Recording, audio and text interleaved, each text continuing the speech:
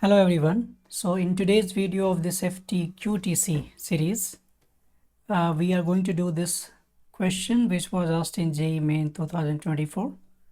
And in this video, I'm going to solve this question in a very different way. That way is like this. This is a classic analytic theorem. And this theorem I'm going to apply to find the integration of this. Of course, we can do this by applying the property or by direct substitution, and this answer will come immediately. But the video purpose is to explore and find out the connection between these two mathematical things. So let's first try to find out that how this 0 to pi log of 1 minus 2 alpha cos x plus alpha square dx integration is 0 in the case when alpha square is lesser than 1 and pi log alpha square when alpha square is greater than 1. Now when the result is established, and this established result we are going to use to find the integration directly without actually doing the integration. So first of all, we will try to establish this theorem statement. So we have to do this 0 to pi log 1 minus 2 alpha cos x plus alpha square. So can you give a try and think that whether this can be integrated by any usual process? And by the way, I tell you, by means while exploring and in the journey of establishing this result, we are going to encounter many such beautiful mathematical things, and we are going to involve here the complex number as well as the Taylor series. So first of all, how do we apply the complex number and why it is needed? Let's see. I don't think we have any known such elementary integration technique by which we can integrate it directly. So for that, we are going to apply the complex number, and you notice that there is a 2 cos x, and 2 cos x is the sum of the real number or real parts of the complex numbers e plus ix, or let me write it, then you'll understand what I mean to say. So suppose I'm taking e to the power ix as cos x plus I sin x. So for sure, I have e to the power negative ix is cosine x minus I sin x. And if we add them up, we'll get 2 cos x, which is e to the power ix plus e to the power minus ix. We are using the complex numbers of but don't worry, we are not going to apply the integration on complex number, because complex number is just a helping tool to establish the equation in a pleasant way. So let's see, this is I am writing, and let's call this as our integration I1. So I have to find out I1, but first we prove this why this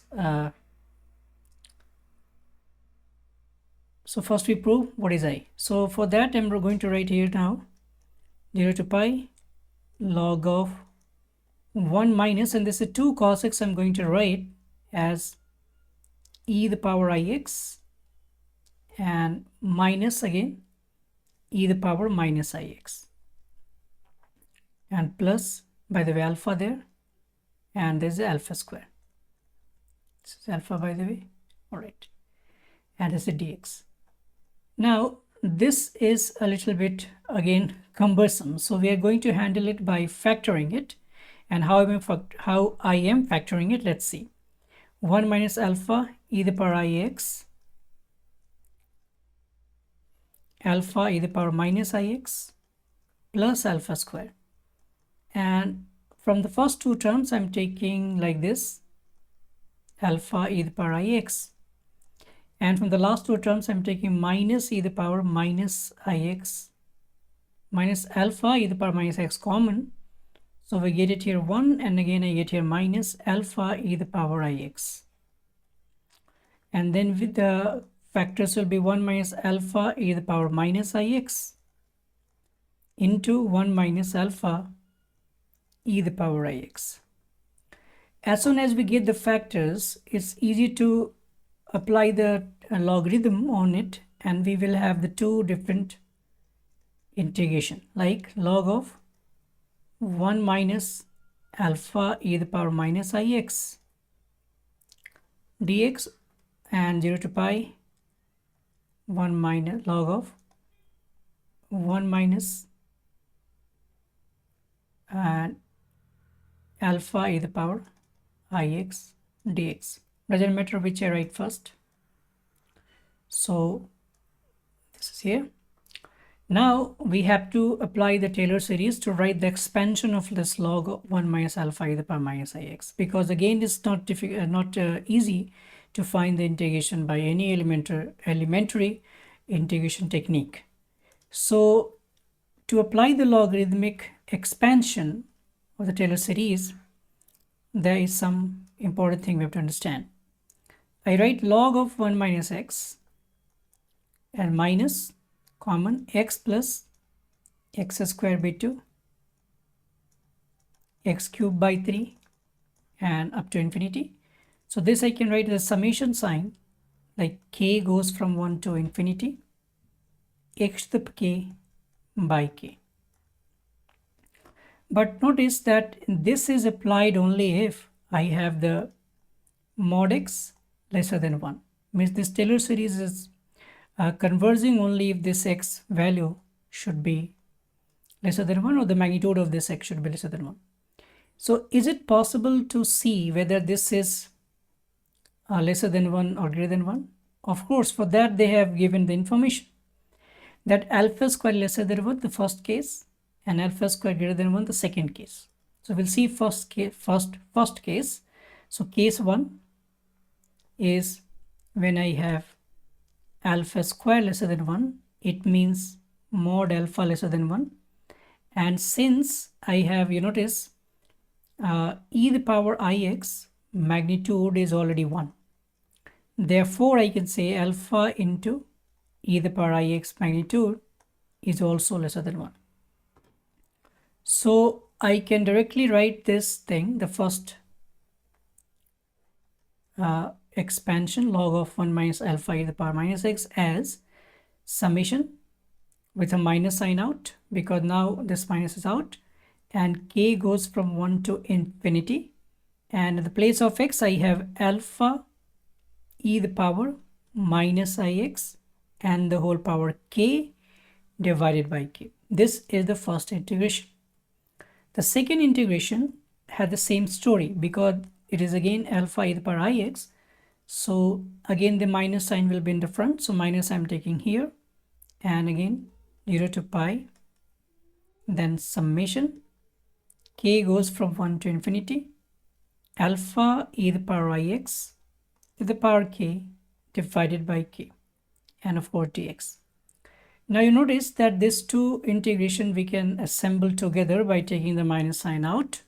So 0 to pi, and I can also take these two summations together.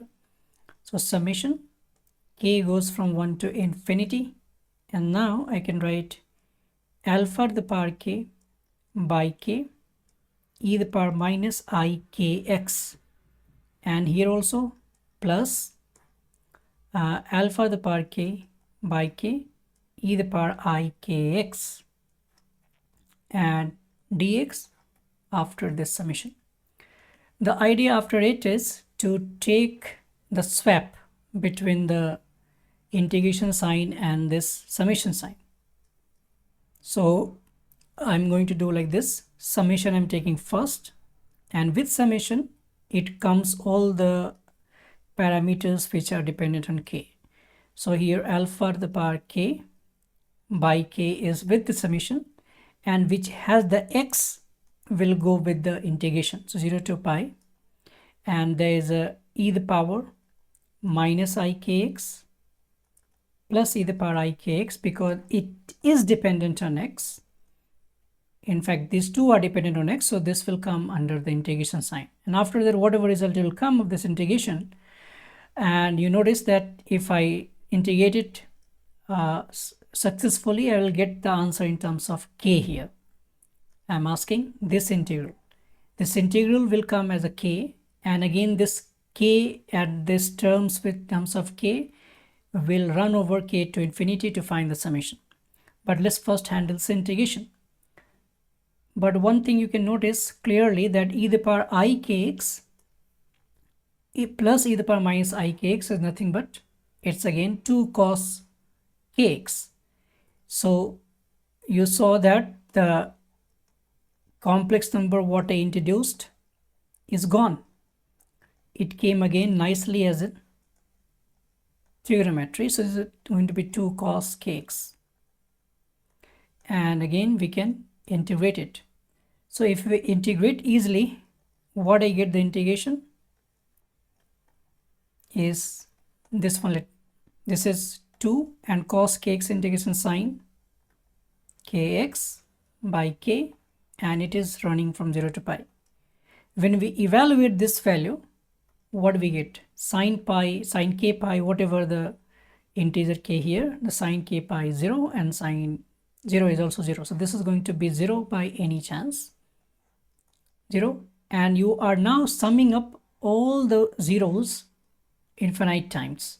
So that is going to be 0, and that was the proof of the first part, case 1.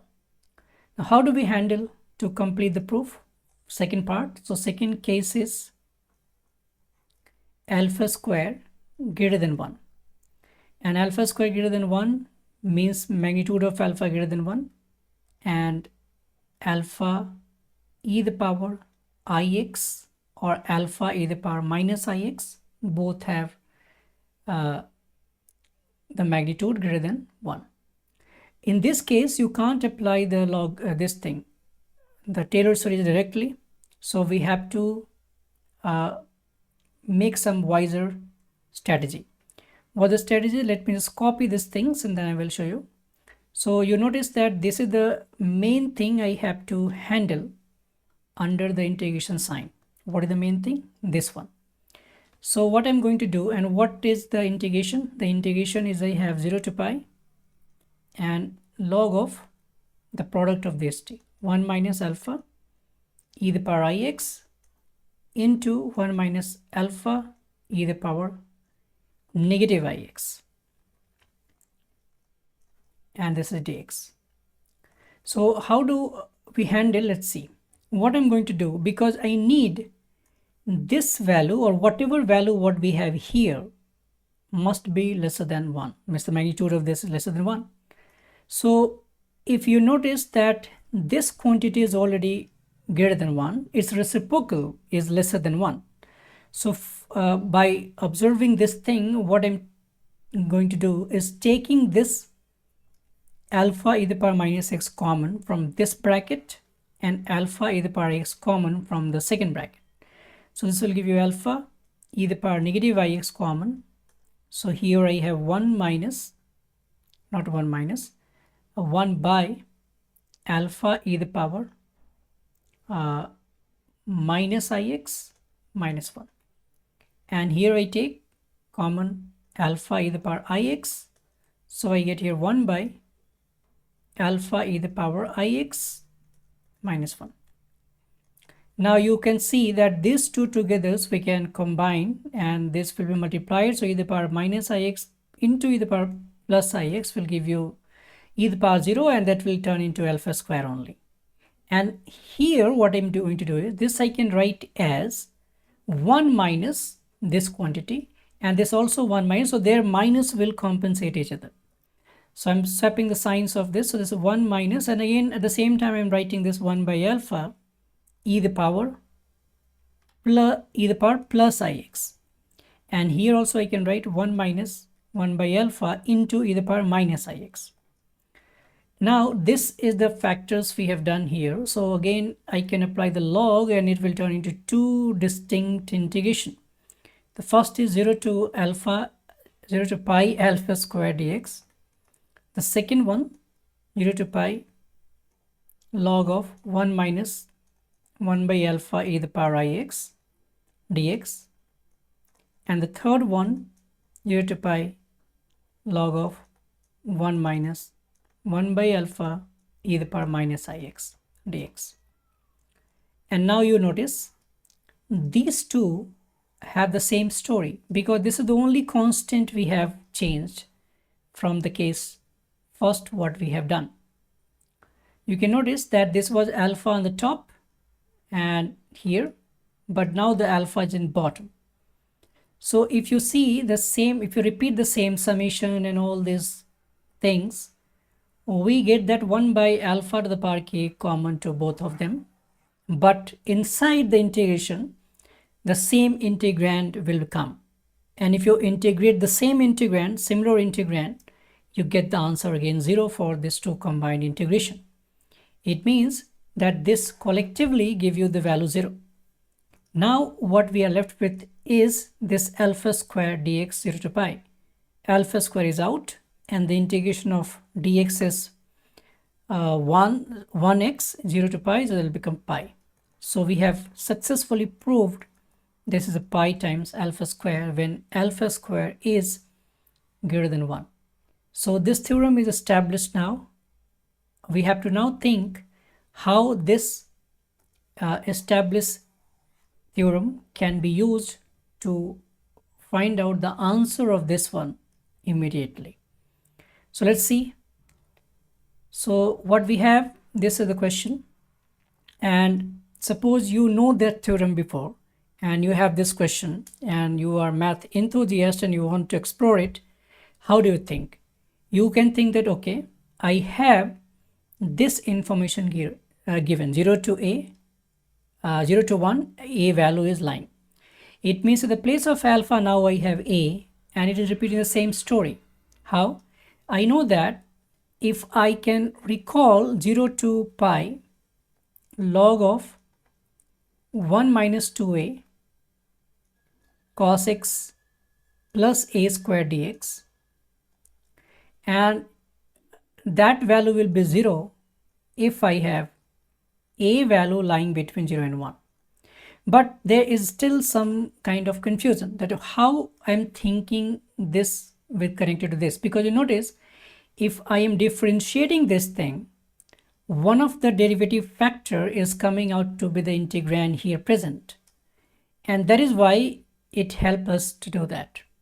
So you notice that this is the values, the variable is x here, right hand side is 0. So what I can do that, since the answer is in terms of a there, I don't want to integrate. So I will assume that a is a parameter and a variable. So I'm differentiating both sides with respect to a, not with respect to x. So this is going to be, I'm differentiating what we call partial derivative with respect to a, not alpha either, with respect to a, both sides. So this will give you 0 to pi, and that is nothing but 1 by 1 minus 2a cos x plus a square, and we are differentiating further by the chain rule, so that will give you minus of 2 cos x and plus 2a, and on the right hand side this is still 0. Now the problem is that I must have this integration as a single entity so that I can write its value. So I'm going to do some manipulations in the in the integrand so that I can see this separately. So what I can do it here is this one, 0 to pi, and I'm writing this numerator at the top, 2a cos x plus a square. But notice this is not resembling the numerator what I had. So forcefully I'm going to make it by some manipulations. Of course, in the numerator I have -2 but not a. So this entire thing I'm going to divide by a. Now I have extra 1 by a. So I will subtract this, and also you can notice that this is extra a here, but I did 2a. So I can just add a to get 2a, and I subtract 1 by a. And this is dx, of course, here also, and right hand side is still 0 because I have not done anything. Now we can separate it. So if I separate, the first term will become 1 by a, integration 0 to pi of 1. And the second term is a by 1 minus a is a constant. You can take and be common, 0 to pi, and 1 by 1 minus 2a cos x plus a square dx. You can see that this is the integration we got immediately. It means this was our I2, if you remember. So this is going to be 1 by a, and that is going to be pi and plus a square minus 1 by a into I2. What I had to find? I had to, not I2, I1, sorry. I1. It means I have to find the value of I1. So I1 is nothing but a cancel. So we get here minus pi by a square minus 1, or if you simplify further, 1 minus a square in the denominator will come, and pi by 1 minus a square is our answer as the option C. So this is the exploration we have done in this question. Of course, this question can be done very easily by applying the what we call properties of definite integration and also by substitution. But the purpose of the video was not giving you the solution or checking what the correct answer or the solution or the option is. The purpose of the video was just to understand the link of these two beautiful mathematical expressions or the mathematical things. So that's all for today's video. See you in the next video with some other good questions from JEE Main PYQ and with some other link connected to it with some other mathematical objects. So till then, stay math active.